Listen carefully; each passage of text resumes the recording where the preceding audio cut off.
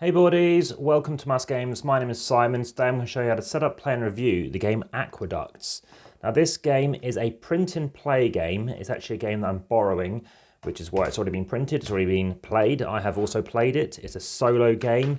It was nominated for the 2015, I think, Best Micro Game Prototype Design Competition. It takes 10 minutes, usually a bit quicker than that. And as you can see, I did weigh the game, even though it's a prototype or a game in which people can print off. And that's because ultimately you still need to somehow be printing it around and carrying it around.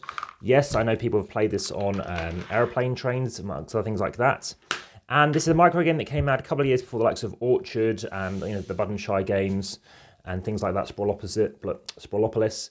Although I think the game Honshu, which was published as well, is a similar game to this, although this involves a die.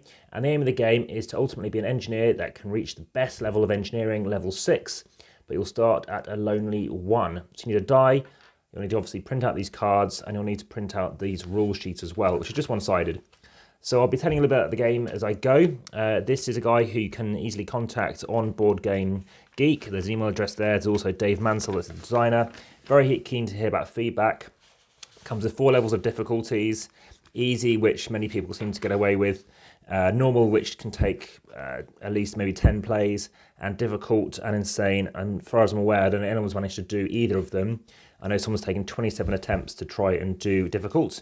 So you're going to take one card, you shuffle them as I saw, you're going to reveal it, and you're going to place your die kind of any way you want, but they generally recommend, especially the designer says, put it in the centre, which I'd agree with.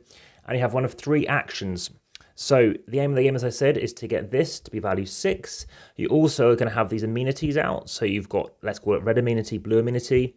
And as you draw a new card, you've got one of 3 options. Well, firstly, you can actually just discard the card to gain public favour, which creates your engineer increases its value to 2.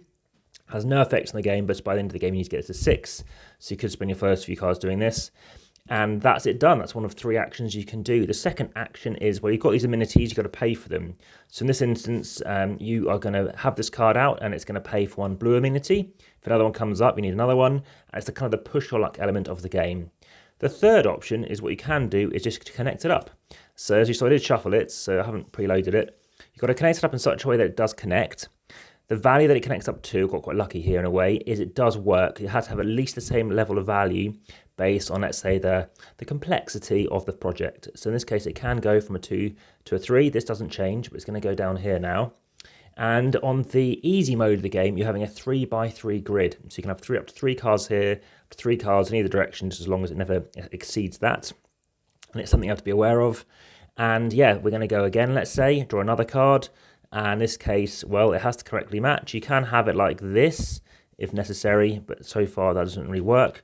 We have a 4, we do have a 5, so it has to work correctly. You can cover amenities, but then it really kind of messes things up a bit, in my opinion, a little bit. There'll be very many opinions on this, and there are lots of many more experienced players than I am by far.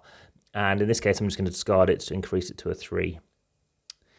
So I'm not necessarily going to finish the whole game, but I do recommend please share the video. Please use it as a talking point. There are no other videos out that I've seen for this yet. There is an active forum. I'll talk about this in a moment. Let's play one more card and then we talk about the game a bit more. So here we go. That 4 doesn't work there. Doesn't work there. It might not work. I mean, there's a 2. That works, okay? And I'm kind of going in that direction. So the rules. The rules are good. I kind of give them like 7 out of 10 in terms of the rules. There is one example, but only for option 3, which I think if they talked about the others a bit more would be better. Some of the option 2 stuff I wasn't clear about until the end game, which talks about buying to use that stuff. So it's a bit tricky to understand. But apart from that, I like the layout. It's nice and neat. As you can see, it looks like you have a bit more space to try and do stuff. But as you try and get more space, you need more of these cards to try and balance it. And I would say I have done lots of games where they say difficult and, Armageddon level or whatever, and I've still managed to complete them. So I'm hoping this is firstly theoretically possible, and we're not talking about, a 1,000,000 to 1 chance of doing it using a certain combination. That's what worries me.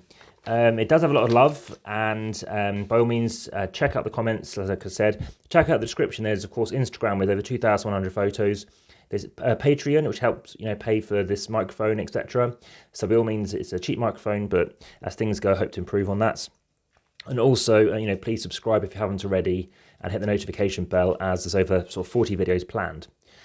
Aside from that, it's a nice quick game. Of course, there is strategy, because you're thinking, well, do I want to place it here? Do I want to place it there? But you never know what's coming up. Now, someone has done some analysis on actually, there are 96 combinations of various things. And a bit like the game, let's say Carcassonne, where every tile is kept, there's nothing that ever is chucked away, so you always know what's going to be coming up to a degree. It's not a game I would take that seriously enough for me, for this particular game, to want to go that far, because there is a bit of luck. And whilst luck is important, and I agree completely that you need some luck in a game, otherwise it just becomes too chess-like, too solvable, I'm not sure it holds my attention span for continuous plays. As I said, The Crowning Kingdom did get published a year later in 2016 by Rio Grande Games. This is only a quick 5-10 minute game, so maybe it's too quick for some people, but by all means I think it's worth checking out, and I'm sure credit where credit's due. Maybe it could be expanded into a bigger game. But my rating for this, I'd say it's a good game, borderline very good. And it's a game that, if you want a quick, and we're talking really quick solo game, you're moving things up. It is a puzzle. You're trying to make sure you have the right things. And sometimes when you get that right card that you just need, like, yes, I'm really happy with that.